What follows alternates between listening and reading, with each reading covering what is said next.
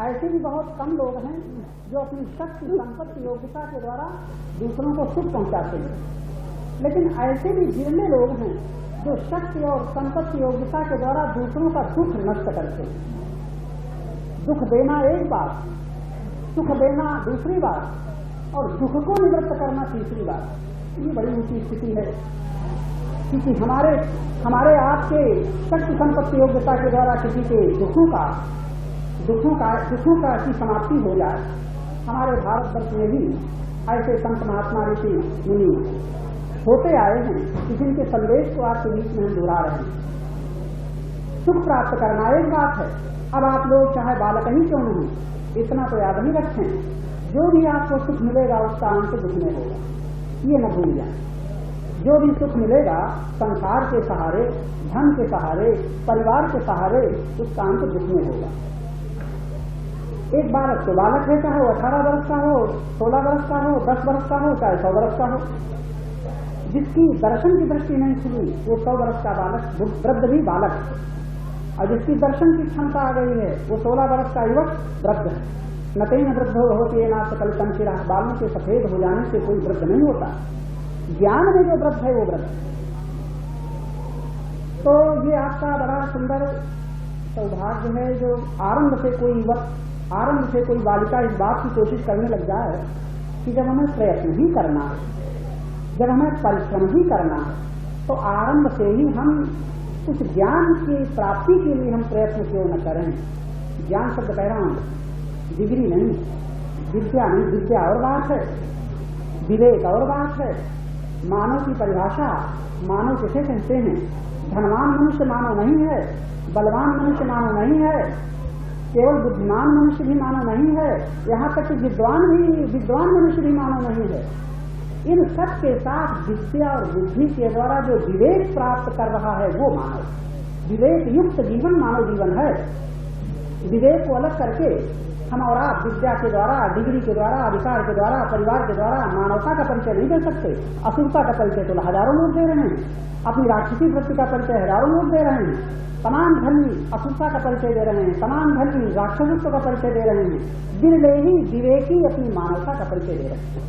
एक मिस्टर गांधी पहले क्या होने जा रहे थे, वारिस्टरी पास की, लेकिन मिस्टर से महात्मा बने किस बल पर? धन के बल पर नहीं, विद्या के बल पर नहीं, डिग्री के बल पर नहीं। जब उनके अंदर विवेक जागा, उन्होंने जीवन के गति को देखा, जीवन के लक्ष्य को देखा, दुर्गति को देखा, सदगति को देखा, वहां से जब उन्होंने विवेक से काम लिया तो अपनी शक्ति, संपत्ति, योग्यता का सदुपयोग सेवा में करके अपने जीवन में गुणों का विकास किया, यथाशक्ति और दोषों का नाश किया। जहां तक उनके जीवन में दोष नष्ट होते गए, मैं नहीं कहता हूं कि हम या कोई भी संसार में पूर्णता प्राप्त कर रहा है, लेकिन ये निश्चित है कि जैसे जैसे हमारे आपके जीवन में दोष नष्ट होते जाएंगे वैसे वैसे गुणों का विकास होता जाएगा, और जैसे जैसे गुणों का विकास होता जाएगा तैसे तैसे हमारी मानवता निखरती आएगी, और जब मानवता हमारी पूर्ण हो जाएगी तो ये निश्चित से दिव्यता का अवतरण हो जाएगा। विद्वान लोग ये भी शब्द याद रखें, मानवता में ही दिव्यता का अवतरण होता है। पशुता में दिव्यता नहीं करती, असुरता में दिव्यता नहीं करती, राक्षसी प्रकट में दिव्यता नहीं करती, मानवता में दिव्यता उतरती है। दिव्यता मानवता को खोजती फिरती है, कहाँ मानवता मिले कि मैं अभिव्यक्त प्रकाशित हो जाऊं, और मानवता दिव्यता की भूखी है। दिव्यता के बिना मानवता तृप्त न होगी। कोई विवेकी मानव धन से तृप्त न होगा, अधिकार से तृप्त न होगा। अधिकार से तृप्त होता है वो दानव, धन से तृप्त होता है वो राक्षस, भोग से तृप्त होता है वो पशु। ये हमारी प्रकृति का परिचय है। हमारे अंदर जो प्रकृति बलवान होगी हम उसी दिशा में अपनी तृप्ति की कल्पना करेंगे। तो पशु तो अपने भोग से तृप्त होता है, उसको धन की जरूरत नहीं। आप लोग सोच लीजिए, किसी जानवर को पैसे की जरूरत, रुपए की जरूरत है, भोग सामग्री की जरूरत है। और जितना आज मनुष्य चिंतित है, जितना मनुष्य भयभीत है, जितना मनुष्य परेशान अशांत है, उतना तुम्हारे ये चील और कौवा और जंगल के जानवर अशांत हैं। कि मैं कहीं से रिपोर्ट आई, बड़ी महंगाई है, कपड़ा बड़ा महंगा है, कंघा और तेल और साबुन बड़ा महंगा है, और अन्न चावल घी बहुत महंगा है। कहीं जानवरों की कोई दरख्वास्त आप लोगों के पास आई? और मानो यानी कंगाल नहीं, करोड़पति भी परेशान, करोड़ों की संपत्ति वाला भी परेशान है, निर्धन नहीं धनवान परेशान है, सब परेशान है, लेकिन जानवर परेशान नहीं। दिन भर अपना उड़ते हैं, खाते हैं, पीते हैं, शाम को बसेरा उठते हैं, सवेरे फिर अपना काम शुरू करेंगे। कोई पशु पक्षी अशांत नहीं जितना मनुष्य अशांत। क्यों? शायद वो मनुष्य अपनी शक्ति का, जो परमात्मा के विधान से उसको थोड़ी स्वतंत्रता मिली है, उसका दुरुपयोग कर रहा है। जीवन के उत्थान में नहीं, जीवन के निर्माण में नहीं, बल्कि भोग की विस्तार में, सामग्री की वृद्धि में। जानवर की ये वासना नहीं है, पशु में ये वासना नहीं कि भोग सामग्री मेरे पास कितनी हो जाए, लेकिन मनुष्य में बहुत प्रबल वासना है, मनुष्य की बड़ी प्रबल इच्छाएं, इसलिए मनुष्य काम। ऐसा मनुष्य स्वतंत्रता को तभी प्राप्त कर पाएगा जब उसमें विवेक जाएगा। अब विवेक जगने के लिए, विवेक की प्राप्ति के लिए हमारे भारतवर्ष में यही दिशा, अध्यात्म दिशा जिसे कहते हैं। एक होता है भौतिक ज्ञान, एक होता है आज दैविक विज्ञान। भौतिक विज्ञान, जैसा कि आजकल आप देख रहे हैं, भौतिक विज्ञान कितना प्रसारित, कितना चमत्कार, सारा विश्व हैरान है, प्रभावित है। लेकिन आज दैविक विज्ञान खोज कर रहे हैं, चंद्र लोग पहुंचे, लेकिन आज दैविक विज्ञान का भी पता नहीं चला। लेकिन हमारे भारतवर्ष में जो सर्वश्रेष्ठ है आध्यात्मिक विज्ञान, ज्ञान नहीं विज्ञान। एक होता है ज्ञान, एक होता है विज्ञान। ज्ञान कहते हैं देखने को, विज्ञान कहते हैं प्रयोग को। तो भौतिक विज्ञान में तो हमारे देश में या विश्व ने बड़ी सफलता प्राप्त की, विश्व ने सफलता प्राप्त की। लेकिन आध्यात्मिक विज्ञान तो हमारे भारतवर्ष के प्राचीन ऋषि मुनि सफल हो सके हैं और आध्यात्मिक विज्ञान में पारंगत हो सके हैं। आज अमेरिका जैसे समृद्धशाली देश, अमेरिका जैसे शिक्षित देश, अमेरिका के समान समृद्धशाली और शिक्षित देश संसार में दूसरे नहीं है। वो भी अधिक से अधिक धन के द्वारा, अधिक से अधिक अधिकार के द्वारा यानी अशांत हो रहे हैं। और वो भारतवर्ष की ओर झांक रहे हैं कि शायद इस थकावट के बाद शांति की दिशा मिलेगी तो भारतवर्ष से मिलेगी। और हमारे भारतवर्ष के दरिद्र लोग अमेरिका की ओर दौड़ रहे हैं। धन मिलेगा तो वहां मिलेगा, भोग सामग्री मिलेगी तो वहां मिलेगी, भौतिक विज्ञान का चमत्कार दिखेगा तो वहां दिखेगा। यहाँ के लोग वहां दौड़ रहे हैं और वहां के लोग इतने वैभव, इतने शक्तिशाली होकर के भारत की ओर लौट रहे हैं। यहाँ शांति मिलेगी तो यहाँ मिलेगी, बाकी भोग मिलेगी तो वहां मिलेगी, संपत्ति मिलेगी तो वहां मिलेगी, और शांति मिलेगी तो भारतवर्ष में मिलेगी। लेकिन हम लोग ऐसे दरिद्र पैदा हुए हैं कि अभी धन ही से नहीं तृप्त हैं, भोग इसी सामग्री से नहीं तृप्त हैं, बुद्धि इतनी जड़ है कि सच पूछो तो घर में रहने की भी तमीज नहीं है, वस्तु के उपयोग की भी योग्यता नहीं है। विद्या का विकास तो बहुत हुआ है, लेकिन नकल तो कर रहे हैं, लेकिन बुद्धि में विवेक जागृत न होने के कारण उसका सदुपयोग करना भी नहीं जानते, उपयोग करना भी नहीं जानते। हाँ, दुरुपयोग अवश्य करते हैं आदत के अनुसार।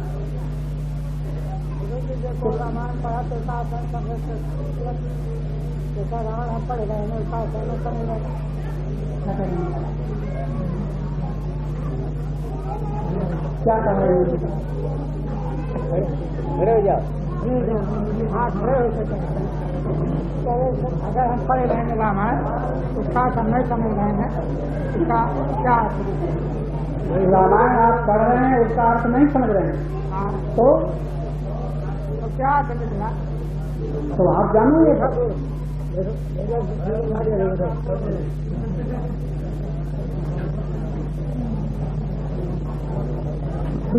जैसी बुद्धि है उसी की बात करेंगे। हम सब लोग मजबूर हैं, जितने लोग बैठे हो अपनी बुद्धि से तो समझोगे, और जब बोलोगे तो अपनी बुद्धि के अनुसार तो बोलोगे। कहाँ से लाओगे बुद्धि? तो उधार मिलेगी, बाजार में मिलेगी, खरीदने से मिलेगी। तो जिसके पास जैसी मति है, हमारे संत सावधान करते हैं, निष्फल है मतिमंद को यूं उपदेश पवित्र, जो अंधे के सामने महामनोहर चित्र। अगर दृष्टि में खुली हो और सुंदर से सुंदर चित्र सामने रखा जाए, उसकी तारीफ की जाए तो बेचारा उससे तारीफ करने वाला भी अपना सर खपाएगा और उसको भी समझा नहीं पाएगा। तो आप लोग कानों से तो एक समान सुन रहे हो, आंखों से एक समान देख रहे हो, लेकिन बुद्धि से एक समान समझने की क्षमता सब में नहीं है। हाँ, आंखों के सामने जब दृश्य आएगा भी बालक भी मुक्त हो जाएंगे। रिझाने के लिए रिझाना आपको बड़ा आसान है, आपको रिझाना बहुत आसान है, आपको फुसला लेना भी बहुत आसान है, लेकिन समझाना बड़ा कठिन काम, बहुत कठिन काम। जिन जैसा सत्संग किया तिन कैसा गुण लीन, कदली सीप भुजंग मुख एक बूंद गुण तीन। स्वाति का बूंद एक ही है, लेकिन वो केले में कपूर बनता है।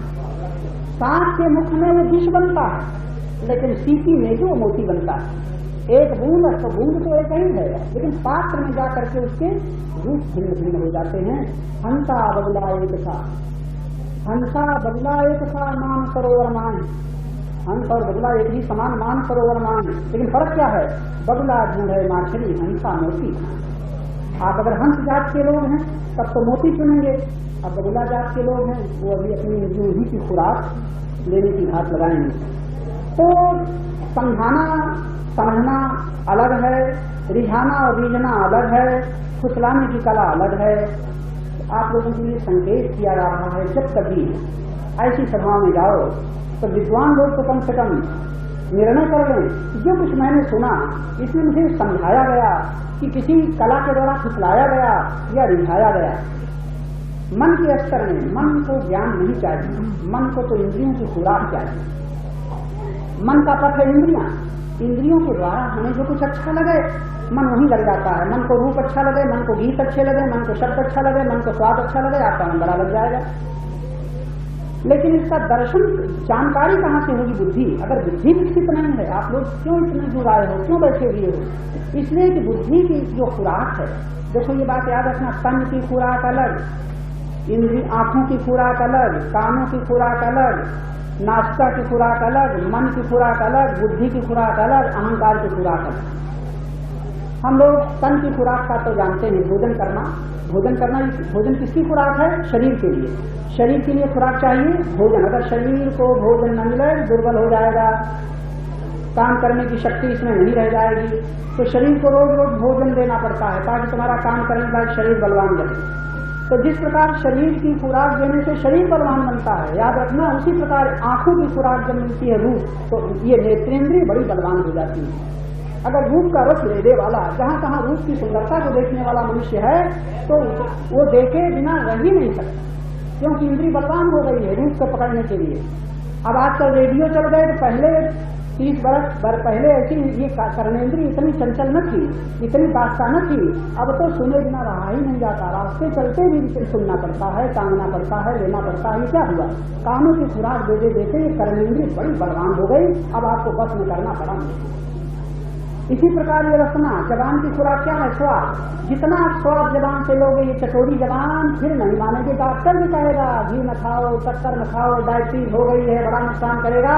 लेकिन इंद्रिय को बस में करना बड़ा मुश्किल है, क्योंकि खुराक देके हमने रसनेंद्रिय को बहुत बलवान बना लिया।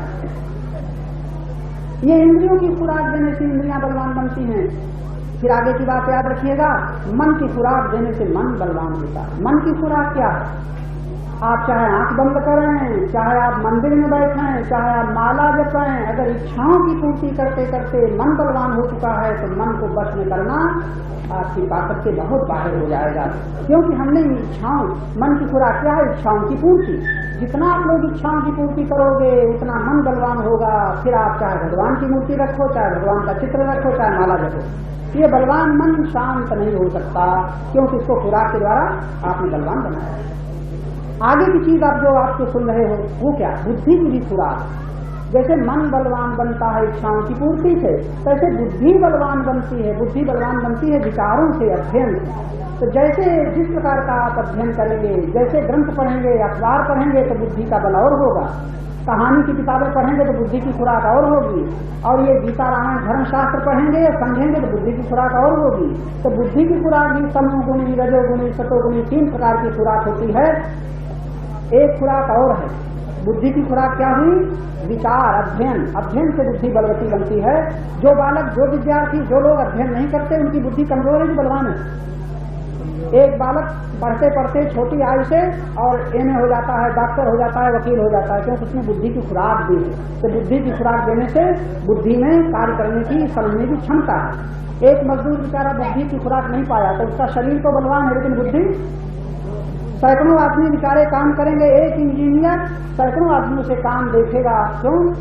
उन सैकड़ों काम करने वाले शरीर के बलवानों में कर्म करने की शक्ति है, लेकिन समझने की शक्ति नहीं है। और एक मैनेजर को, एक इंजीनियर को सैकड़ों आदमी से काम लेने की क्षमता है, उसकी बुद्धि बलवान है। तो जिसने बुद्धि की खुराक थी, हमारे ग्राम के लोग बेचारे, उनको बुद्धि की खुराक का मौका नहीं मिलता। तो आंखें बड़ी बलवान, कान बड़े बलवान, जबान बड़ी बलवान, लेकिन मन बड़ा बलवान, लेकिन बुद्धि कमजोर है।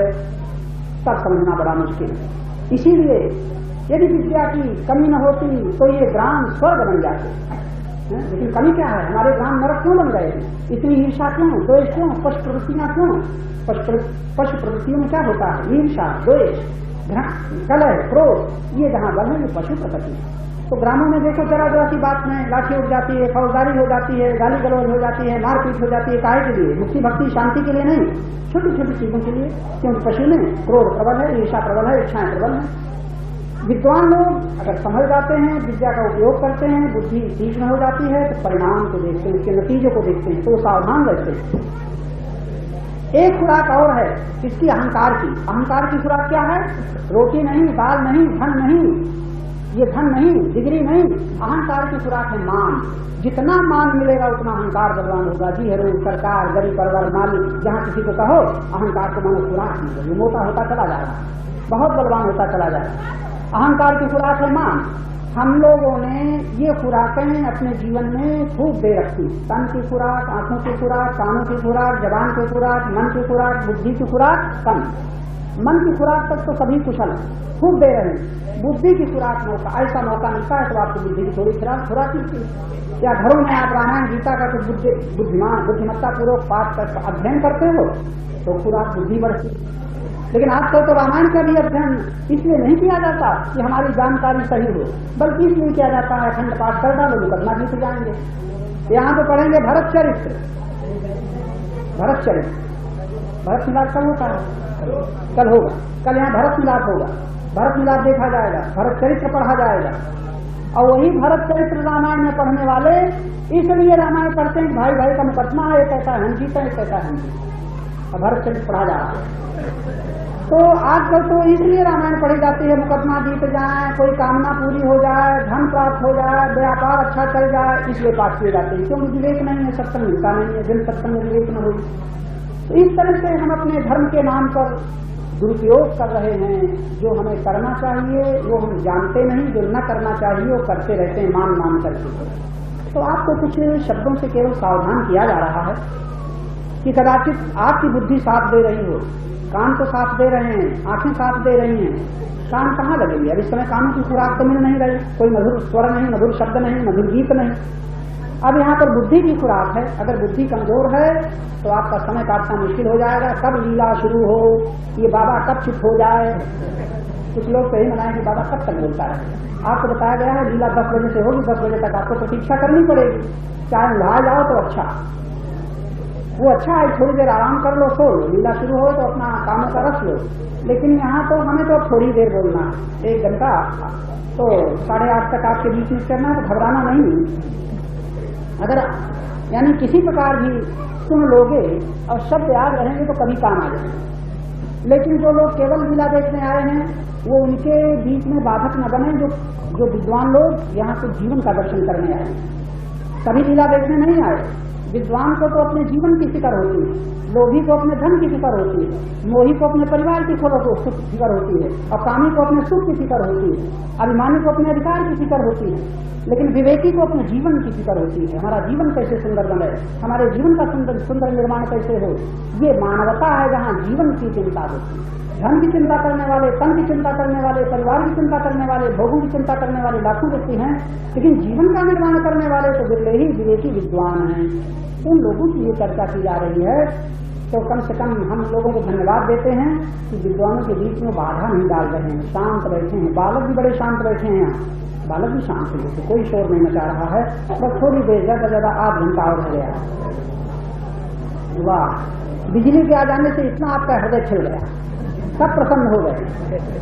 बिजली के आने, इंसान के बनाए हुए प्रकाश के आने से इतनी प्रसन्नता, और अज्ञान अंधकार जीवन भर घेरे हुए है, कोई फिक्र नहीं, मौज ले रहे हैं रोज, उसकी कोई चिंता नहीं। ये है हमारी प्रातः दोपहर से हमने संकेत किया था, किसी को याद है? आपको दास्तान में किसने बांधा है? हमको तुमको गुलामी में किसने जकड़ा है? किसी को याद है? चाह नहीं।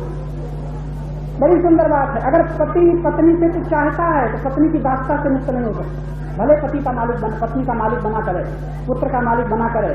अरे धन के मालिक जो बने हैं वो नहीं जानते कि धन के कितने गुलाम।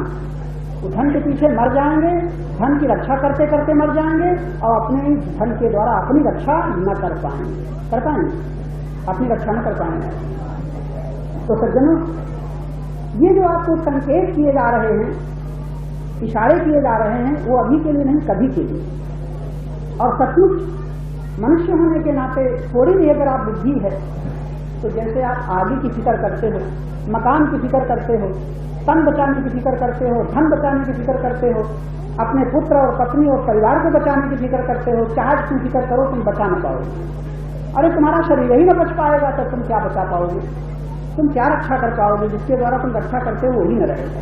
हाँ, ये जरूर है कि तुम जरूर रहोगे, तुम्हारा शरीर तो न रहेगा, धन तो नहीं रहेगा, परिवार तो नहीं रहेगा तुम्हारे सामने, लेकिन तुम्हें तो रहना ही होगा। ये ही एक बड़ी अच्छी बात है। आपकी कभी मृत्यु नहीं होनी है। शरीर का जन्म होना है, शरीर की मृत्यु होनी है, लेकिन शरीर में जन्म लेने वाला, शरीर की मृत्यु को देखने वाला न जन्मता है न मरता है। वो तो चेतन अमल सहज सुख राशि, ईश्वर अंश जीव अविनाशी, आप अविनाशी। इस अविनाशी स्वरूप की प्राप्ति के लिए मैं निवेदन करता हूं कि आपको संसार में चाहे जो कुछ प्राप्त हो जाए, अब आपको जो प्राप्त नहीं है, आपको जो मिला नहीं है, वो तुम्हारे गांव इस नगर में बहुतों को मिला। लखनऊ में जाओ तो जो यहाँ वालों को नहीं मिला, लखनऊ में मिला। दिल्ली में जाओ तो जो लखनऊ में नहीं वो दिल्ली में मिला। कल बम्बई जाओ तो दिल्ली में नहीं वो बम्बई में मिला। और अमेरिका जाओ तो जो यहाँ भारतवर्ष में नहीं वहां मिला। और जहां जिसको मिला है सब छूटने जा रहा है। जो पकड़े है वो छोड़ने वाला है। जिसको तुम पकड़े हो, पकड़े रह न सकोगे, तुम चिल्लाते रहोगे, जिसको पकड़े हो तुमसे छूट जाए, कोई न बचेगा। ये क्या हम झूठ कह रहे हैं? ये तुम्हारे जीवन का सत्य है। तुम जिसे पकड़े हो वो तुमसे छिन जाएगा, छूट जाएगा, तुम पकड़े रह नहीं सकते। लेकिन एक दूसरी बात याद रखना, तुम्हें जो पकड़े है वो तुम्हें कभी न छोड़ेगा। ये बात याद रखना। तुम्हें जो पकड़े है तुम भले न जानो, भले न मानो, कहीं भी खोजते रहो, हिमालय की ओर जाओ, उत्तर दक्षिण पूरब पश्चिम जाओ, रामेश्वरम जाओ, बद्रीनाथ जाओ, तुम्हें जो पकड़े है वो तो पकड़े ही रहेगा। तुम्हारे जाने पर न जानने पर भी तुम्हें न छोड़ेगा। और तुम जिसे पकड़े हो तुम्हारी पकड़ में रहेगा। बड़ी छोटी सी बात है। इसे जो जान लेता है वो विवेकी मानव धन्यता को प्राप्त होता है। धन्यता मैं तो कभी कभी कहा करता हूँ, मंदिरों में जाने वालों, भगवान का नाम लेने वालों, तीर्थों में जाने वालों, गंगा नहाने वालों, ये हम जो उस समय इशारा कर चुके हैं। हर एक आदमी मानता है, भगवान से मांगता है, अपनी ही कहता है, भगवान की नहीं सुनता। मैंने तो आपको चुनौती दी थी, ऐसा कोई व्यक्ति है जो भगवान की मानता है? इसलिए कह रहा हूं कि आप सावधान होकर के सोचें और देखें कि हाँ, कम से कम इतना तो हम भगवान की बात मानते हैं। लेकिन हमें बताना पड़ेगा, आप हमें बताइएगा कि हम भगवान की बात मानते हैं, गीता की बात मानते हैं, रामायण की बात मानते हैं। जबकि हम कह रहे हैं शायद ही कोई हो आप लोगों में से जो भगवान की बात मानता है। आप कहेंगे हम सभी धर्म को मानते हैं, धर्म को मानता है वो भगवान की बात मानता है, ऐसी बात नहीं है। तो कहते हैं आप धर्म को मानते हैं, लेकिन बहुत कम लोग होंगे जो धर्म को जानते हैं। मानना होगा फिर जानना होगा। अभी मैं कह चुका, आप ईश्वर को मानते हैं, ये कोई विशेष बात नहीं है। आप धर्म को मानते हैं, कोई महत्व की बात नहीं है। आप अपने को मानते हैं, अपने पिता को मानते हैं, पत्नी को मानते हैं, कोई महत्व की बात नहीं। मैं पूछता हूँ, आप जानते भी हैं? जो धर्म को मानता है वो अंधेरे में है, धर्म को जानता है कम से कम वो ठीक ठिकाने में। ईश्वर को जो मानता है इसका मतलब है मानी वो चीज जाती है जो फर्जी होती नहीं तब मानी जाती है, और जो होती वो मानी नहीं जाती, वो देखी जाती है। तो आप लोग ईश्वर को मानते हो कि देखते हो? यदि मानते हो तो इसका मतलब ईश्वर गैर हाजिर है। उस गैर हाजिर को आप मान रहे हो। हाँ, ईश्वर है, कहीं है, दिखता नहीं है, कहीं भी होगा, लेकिन यहाँ नहीं है। कहाँ? जहाँ हम, क्यों भाई? जहाँ आपने कहा ईश्वर है, भले कह दो कि हाँ हाँ है, सर्वव्यापक है, कहा करो, लेकिन आपका मानना ये साबित करता है कि आप ईश्वर को गैर हाजिर कर रहे हो, अपने को हाजिर समझ रहे हो। ईश्वर को इसीलिए मानते हो। एक सिपाही को जितना तुम जानते हो ये खड़ा, सिपाही के सामने हम चोरी नहीं कर सकते, क्योंकि हम जानते हैं देख चोरी की नहीं कि पकड़ लेगा। लेकिन ईश्वर को मानते हुए हम खूब चोरी करेंगे, क्योंकि वो है तो कहीं, लेकिन हमें नहीं देख रहा। तो है कहीं हुआ करें, हमें देखेगा तब न करेंगे। इस तरह से हम ईश्वर को मानने वाले, धर्म को मानने वाले केवल कल्पना करते हैं। हमारी पूजाएं, हमारे पाठ, ये सब हमारी कल्पना है। प्रातः मैं आपको इसीलिए मौका दूंगा, हमारे इन शब्दों में किसी को संशय हो जरा बुद्धिपूर्वक प्रश्न करना, तर्क खूब करना, कुतर्क मत करना। हम आपके बीच में इसीलिए आए हैं कि आप यथार्थ में सब संदेश सुनें, समझें। तो आप जो किसी धर्म को मानते हैं, ईश्वर को मानते हैं, अपने को मानते हैं, परिवार को मानते हैं, तो आप पकड़े हुए हैं, देख जान नहीं पा रहे। पकड़े हुए को जानिए, नई बात कुछ न जानना। जो आप मानते हैं उसी को जानिए। अपने को मानते हैं तो अपने को जानिए, धर्म को मानते हो तो धर्म को जानिए। आप पूजा को मानते हैं, पूजा को जानिए। देखो हजारों आदमी मंदिरों में पूजा करने जाते हैं, हम विद्वानों की इशारा कर रहे हैं ये पूजा भगवान की पूजा नहीं है, ये अपनी रुचि की पूजा है। जो आपको पसंद आता है वो आप पूजा करते हैं, जो आपको पसंद आता है वो आप भोग लगाते हैं। जैसे भगवान आपको पसंद आते हैं वैसे भगवान आप बनाते हो, जैसा मंदिर पसंद आता है वैसा मंदिर बनाते हो। ये आपकी पसंदगी क्या, ये भगवान की पूजा होगी, ये भगवान का दर्शन होगा। लेकिन शुरुआत यहीं से होगी, आपको यही करना पड़ेगा। इसी को जब आप जानेंगे तब आपका मानना समाप्त हो जाएगा। जानने के बाद फिर दर्शन की साधना चलेगी। दर्शन की साधना करने वाले विद्वान बहुत कम मिलते हैं। और हम तो आपसे यही निवेदन करेंगे, माने हुए को जानो, जाने हुए को देखो।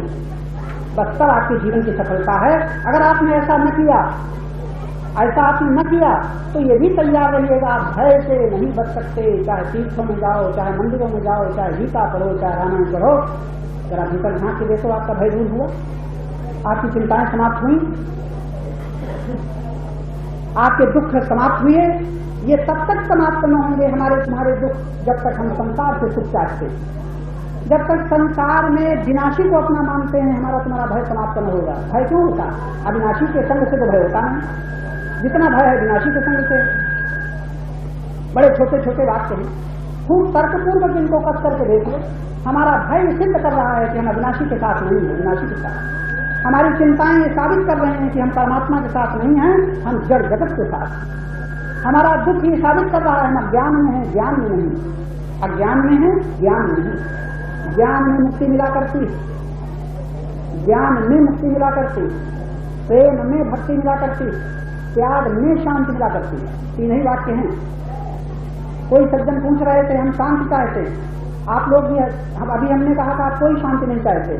आप कहोगे हम तो चाहते हैं, हम कहते हैं अभी शांति तुम्हारे साथ मिलेगी नहीं, मिली शांति मिलेगी नहीं, परमात्मा मिलेगा नहीं। क्यों?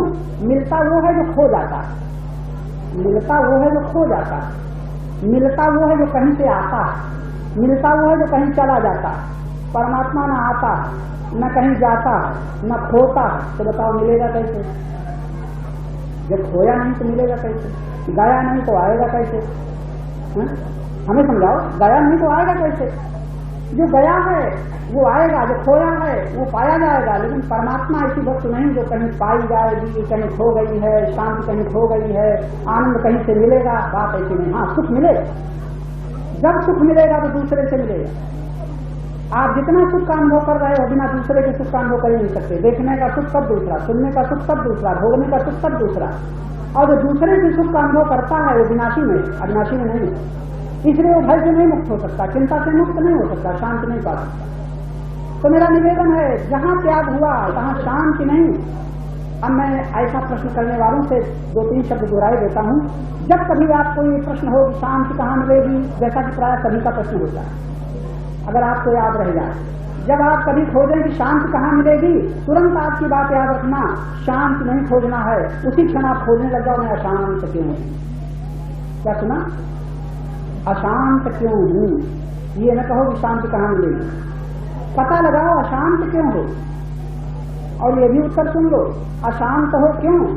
कुछ चाहते हो मिल नहीं रहा, अपनी कामना के कारण अशांत हो, द्वेष के कारण अशांत हो, और मिले और मिले और मिले, मिले हुए के बाद मिले, अपनी तृष्णा के कारण अशांत हो। आपके भीतर कोई तृष्णा नहीं है, कोई कामना नहीं है, कोई चाह नहीं है, किसी से द्वेष नहीं है। कोई सज्जन बता दो उस समय आपको कोई अशांति होती है? कोई बता दो होती है? चाह न हो, तृष्णा न हो, द्वेष न हो, किसी की याद न आती हो, आपको उस समय अशांति होती? चलो, इसका मतलब क्या निकला? शांति कहीं गई? शांति थक जाती, चाह के कारण, तृष्णा के कारण, द्वेष के कारण, किसी की याद आने के कारण। इस समय आप लोग शांत हो कि अशांत हो? इस समय आप लोग अशांत हो? जी जी, इस समय आप जितने लोग बैठे हो, आपको ये प्रश्न हो रहा है शांति कहाँ मिलेगी? अब जब तक सुन रहे हो तो आप शांति से सुन रहे हो कि अशांति में? और कहीं याद आ जाए चाबी घर में भूल आ गए तिजोरी की, लोग उसमें इतने रखे हैं, फिर बैठो सुनो तो हम जाने, याद आ गई ना? अब आप यहाँ बैठे बैठे जो शांत थे तो अशांत हो गए, क्यों? आपकी शांति कहीं चली गई? चली नहीं गई, याद आ गई चाबी की, अब आप अशांत हो गए। याद आ गई पीछे बैठने वाले दुश्मन की, जिस पास बैठा है, आज ही हमारे पीछे कैसे बैठ गया, किसी घात पे तो नहीं आ रहा है, मौका तो नहीं लगा रहा है, आप अशांत हो जाएंगे क्योंकि उससे देश है। आप तो चाहते हैं क्या कुछ मिल जाए हमें, ये चप्पल मिल जाए, कब मिले, कब घात लगे, जेब से मैं रुपया निकालूं और चप्पल निकालूं, आप अशांत हो जाएंगे। जितनी अशांति है किसी चाह के कारण, कामना के कारण, द्वेष के कारण, इस समय आप तो चाहते हो, घर जाना चाहते हो, नहीं तो शांत हो। जितनी देर किसी की याद नहीं आ रही है, जितनी देर द्वेष नहीं है, जितनी देर कुछ पाने की अभिलाषा नहीं है, उतनी देर आप शांत हो। क्यों शांत हो, किसके बल पर शांत हो? ये न कहना महाराज आपके द्वारा शांत है, आपको देख करके शांत है, आपकी चर्चा सुन करके शांत है, बात ऐसी नहीं है। आप इसीलिए शांत हैं कि इस समय को कुछ देर आपको चाहते नहीं है, किसी की याद नहीं आ रही है, कुछ पानी की इच्छा नहीं है, तो आप शांत हैं। ये शांति आपके साथ हरदम रखती है। ये शांति हर व्यक्ति के साथ, ये शांति घट जाती है किसी चाह के कारण। तो जब कभी अशांत होना, तब याद कर लेना मेरे भीतर कोई कामना, इच्छा याद बढ़ गई, वो अशांत बना रही है। अगर आप इसका त्याग कर सको तो शांति तो है ही, कहीं न मिलेगी, वो तो है ही। एक उत्तर आपको याद रहेगा कि नहीं? ये बात नहीं जो कहीं समझ में आई कि नहीं?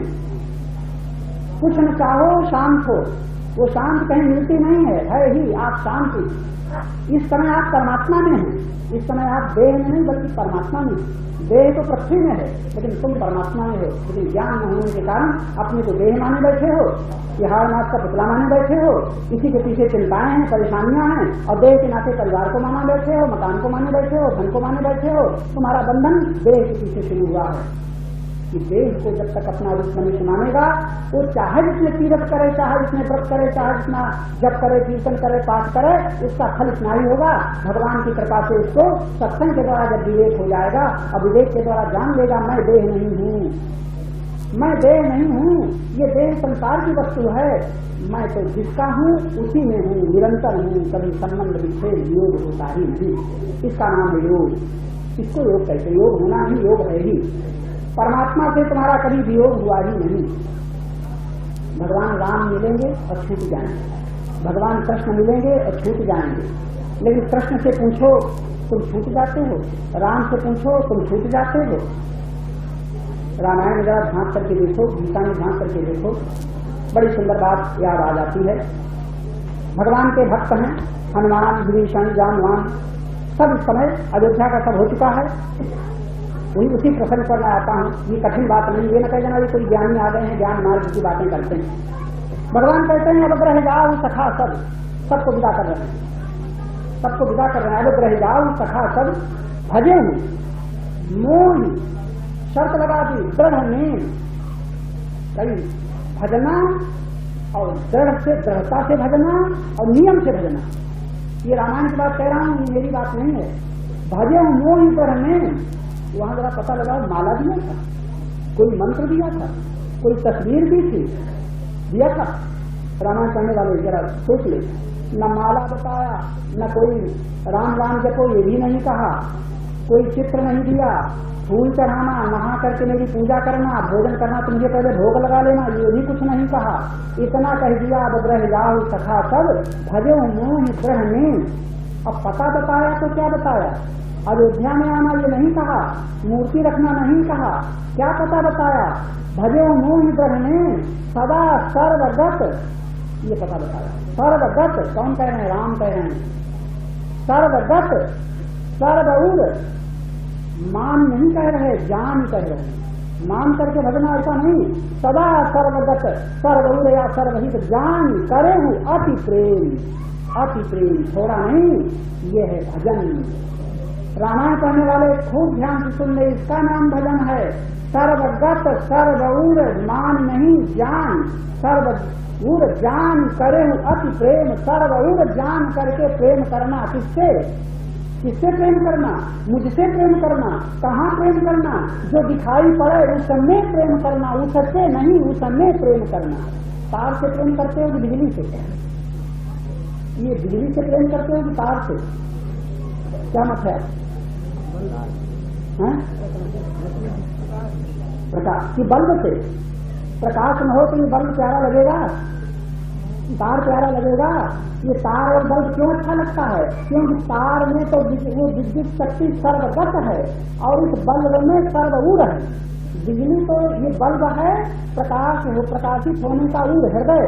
हृदय में बिजली प्रकाशित हो रही है, लेकिन व्यापक है तार में। तार में व्यापक होने के समान परमात्मा सर्वगत है और हृदय में प्रकाशित होने के समान परमात्मा सर्वऊर है। सर्वऊर जान करके सबसे प्रेम करना, सब में प्रेम करना। और प्रेम करोगे तो क्या करोगे? लड़ाई करोगे, झगड़ा करोगे, द्वेष करोगे? अरे दया करोगे, करुणा करोगे, दान करोगे। सब प्रभु की आत्मा है, सब प्रभु की सब में प्रभु विद्यमान है। सबको भीतर भीतर नमस्कार करोगे। अनेक नाम रूपों में एक ही चमत्कार चमत्कृत हो रहा है। ज्ञान करें अति प्रेम, ये भगवान ने भजन का पता बताया। और तुम्हारा भजन 6 बजे शुरू होता है, 7 बजे समाप्त हो जाता है। तुम्हारी पूजा 5 बजे शुरू होती है, 6 बजे समाप्त हो जाती है। तुम्हारी पूजा माले में सीमित है, तुम्हारी पूजा फूल में सीमित है। ये पूजा करते बरसों बीत गए लोगों को, लेकिन कहीं न भगवान का पता, न भक्ति का पता, न मुक्ति का पता, न शांति का पता। तब भगवान आपके ऊपर ये कृपा कर रहे हैं। राम कृपा बिन सुलभ सोई, बिन सत्संग विवेक न होई। कितना कितना श्रम किया जाता है रामलीला में, कितना धन खर्च किया जाता है, तो भगवान उन पर कृपा न करेंगे? दया तो कर रहे हैं, तुम्हें धन मिला है, बल मिला है, आंखें मिली हैं, शरीर मिला है, देखो मौज लो। और कृपा कर रहे हैं, समझो, समय नहीं पाते रहो, समझो, अपने जीवन के सत्य को समझो, सर्वव्यापक को समझो। ये भगवान की कृपा है। भाव सुभाव खारतहु नाम जपत मंगल जतहु। तो ये मंगल की दिशा आपको कहाँ से शुरू हुई? किसी प्रकार भगवान को मानते हो, किसी प्रकार भगवान का नाम लेते हो, भगवान की लीला के द्वारा भगवान का स्मरण करते हो, तब भगवान कृपा कर रहे हैं। राम कृपा बिन सुलभ सोई। क्या होगा? विवेक होगा, बिन सत्संग विवेक नहीं। इस विवेक से क्या होगा? इस विवेक से होगा तुम्हारे दुखों का कारण मिट जाएगा।